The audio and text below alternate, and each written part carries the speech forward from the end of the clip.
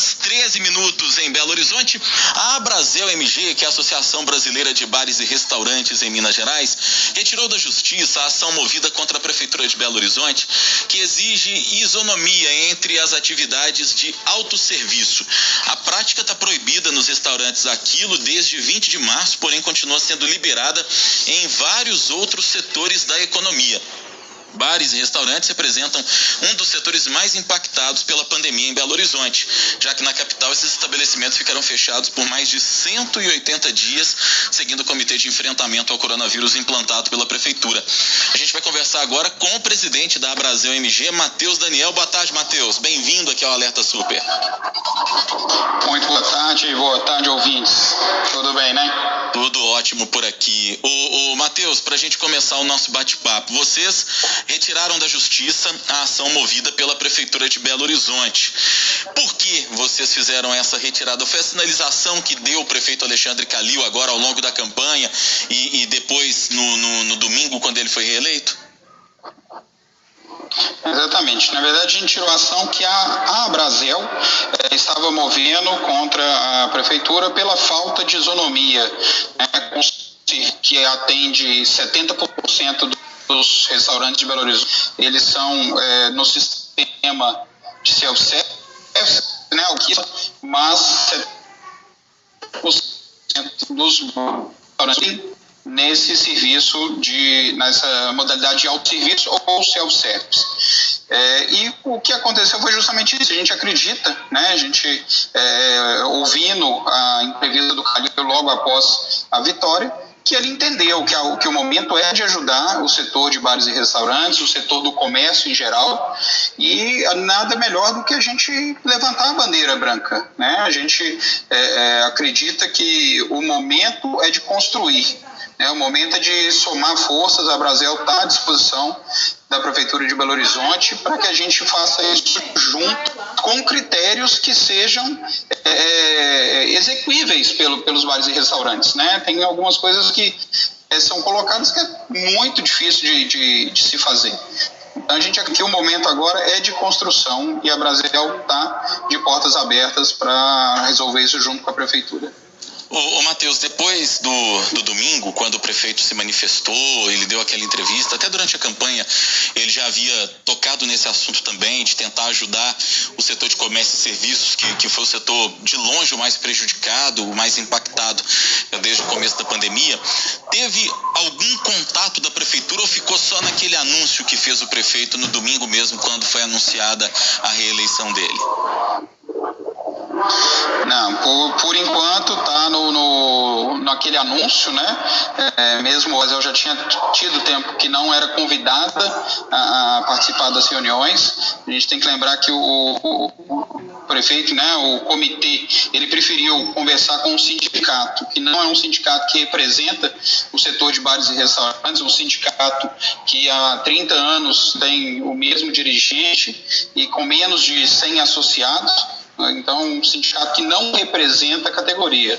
Hoje, quem representa de fato a categoria é a Abrazel, né? Então, a gente, ainda o vereador Léo Borges está intermediando isso. Ele é uma pessoa que ajuda muito o setor de bares e restaurantes e possivelmente na próxima semana a gente vai estar voltando a sentar com a prefeitura e cuidar desse setor que já perdeu 30% dos seus bares e restaurantes. A gente teve aqui um pique na sua comunicação. Você falou que já perdeu quanto de bares e restaurantes mesmo? Nós já perdemos aí cerca de 3.500 bares e restaurantes. 30% do nosso setor já dizimou, né? E se a gente tivesse, por exemplo, a gente nesses últimos dias, né, até na segunda-feira, a gente estava com aumento no índice de RT. E aí estava se especulando, né? Não pela prefeitura, mas as pessoas especulando, vai fechar. Teve infectologista que falou dos bares e restaurantes, só que várias pessoas não lembraram que os bares e restaurantes abriram no final de agosto e início de setembro. Se a culpa fosse dos bares e restaurantes, no final de setembro, início de outubro, esses índices já estariam subindo. Isso não aconteceu, os índices estavam queda.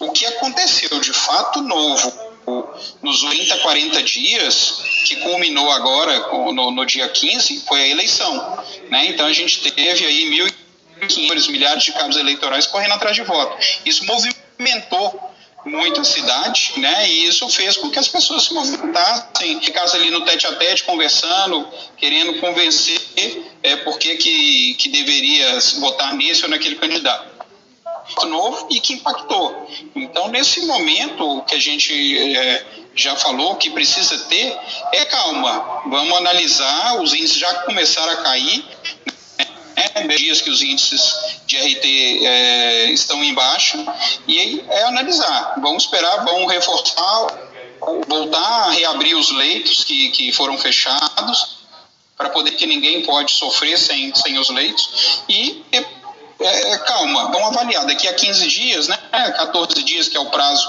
normalmente, se reavalie novamente. Como se comportou essa curva, para a gente não tomar uma atitude, porque um fechamento agora dos bares e restaurantes se radical. O que o Matheus falou faz muito sentido, porque existia na campanha deste ano uma perspectiva muito grande de que fosse tudo muito online. Não é que não foi, a campanha acabou sendo, claro, muito feita na internet também, mas a gente pôde perceber que teve muita gente que não abriu mão, muito candidato que não abriu mão de percorrer a cidade, né? E se ainda mantivesse o isolamento social, aquilo que é pedido pelos infectologistas, pelos especialistas, estava bom.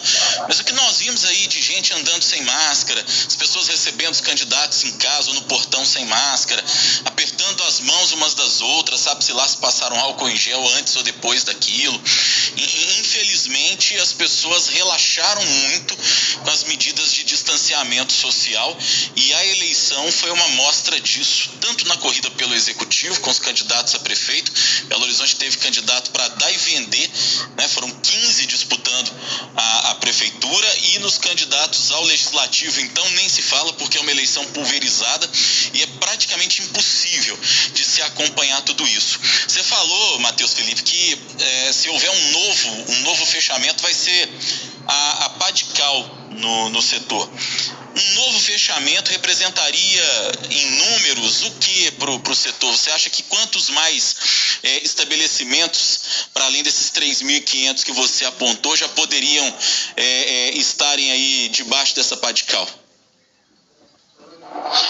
Pelo menos 60% do setor, né? Se a gente considerar desde o início da pandemia, 60%. A gente brigou, vocês devem ter noticiado semana passada, para que a lei seca não fosse decretada em Belo Horizonte, né? Que não tivesse nada referente a isso. Por que a gente pediu isso? Porque isso já é uma lei de 60, e a gente tem que lembrar o seguinte: dia de novembro está aí, todo mundo tem que pagar o 13º, como é que os nossos funcionários vão ficar? Ou seja, matou um dia, né? A gente não teve a oportunidade de ter um segundo turno, foi só o primeiro. Mas imagina se a gente tivesse tido um segundo turno e perdido 2 domingos. Domingo representa cerca de 10% do faturamento, de 10 a 12% do faturamento de restaurante. Então, se a gente matasse 24% a menos de faturamento, numa época que a gente tem aí o 13º para pagar. Então, é bem complicado. Um fechamento agora seria desastroso. A gente precisa o quê?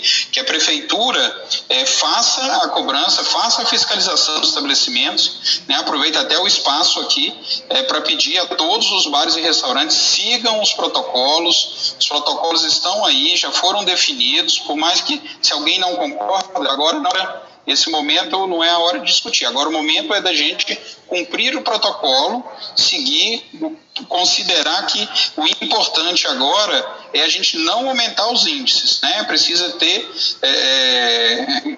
o entendimento de todos que quando um faz uma coisa errada, ele prejudica todo um setor, né? Então eu peço aos bares e restaurantes que cumpram os protocolos, sigam os protocolos, e que a prefeitura também faça a parte dela de fiscalizar, principalmente a periferia, que ela não fique somente na zona sul, leste aqui, parte central de Belo Horizonte, porque os bailes estão acontecendo, né? E aí não pode os justos pagar pelos pecadores. A fiscalização tem que atuar em toda a Belo Horizonte. Eu sei que às vezes falta mão de obra, mas aí fica mais fácil descer a Piauí, fiscalizar todo mundo, do que ir nas vilas, nos lugares que tem aglomeração também.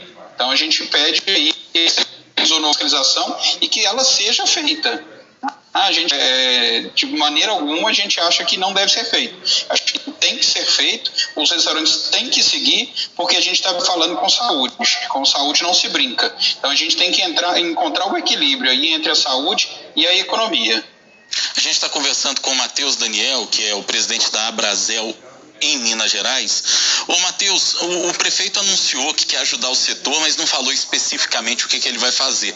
Não explicou se é, por exemplo, um perdão de dívida de IPTU, se vai ser uma redução de impostos, ninguém sabe muito bem o que vai ser feito. Neste momento, Matheus, o que para vocês seria o ideal? Tipo, que o prefeito fizesse e, olha, isso vai nos ajudar a salvar a parte do setor. A gente tem que lembrar, saiu um decreto aí, se não me engano, anteontem, né, ou ontem, aumentando o prazo para o pagamento do IPTU, da taxa de fiscalização e funcionamento do setor fechado. Infelizmente, eu queria falar para o prefeito que entende o setor, porque a gente não pode só jogar uma dívida para frente. Hoje os bares e restaurantes estão faturando em torno de 30%, 40%, e não adianta você jogar isso para frente, que uma hora vai ter que pagar. E aí a gente faturando pouco, como é que a gente faz esse pagamento? Não tem como. Então a gente precisa que esses valores sejam cobrados proporcionalmente. Desde o dia 20 de março a gente ficamos fechados 180 dias praticamente. Beleza, o que a gente precisa? Que seja cobrado ao período que teve funcionamento, e com esse prazo, aí beleza, o prazo atende, né? Vamos começar a pagar no meio do ano que vem, mas que a gente pague proporcionalmente ao tempo que o nosso alvará esteve suspenso. Isso é muito importante, porque acaba que muita gente não sabe, né, das dores dos donos de bares e restaurantes.